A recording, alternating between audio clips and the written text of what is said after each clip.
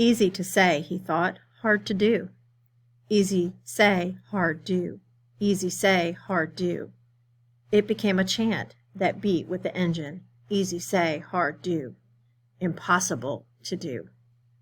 He repeated the radio call 17 times at 10-minute intervals, working on what he would do between transmissions. Once more he reached over to the pilot and touched him on the face, but the skin was cold, hard cold, death cold, and Brian turned back to the dashboard. He did what he could, tightened his seatbelt, positioned himself, rehearsed mentally again and again what his procedure should be.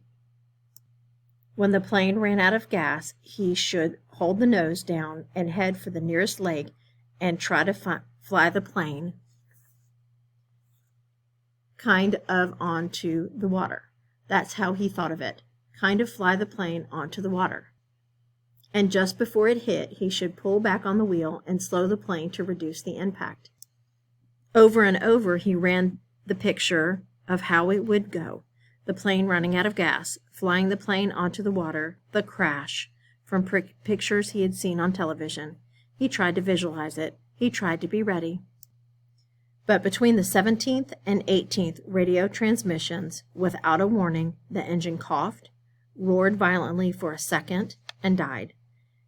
There was a sudden silence, cut only by the sound of the wind-milling propeller and the wind past the cockpit. Brian pushed the nose of the plane down and threw up.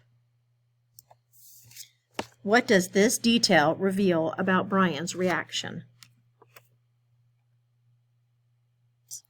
For your written response today, please put yourself in the place of the main character. How would you feel in this situation?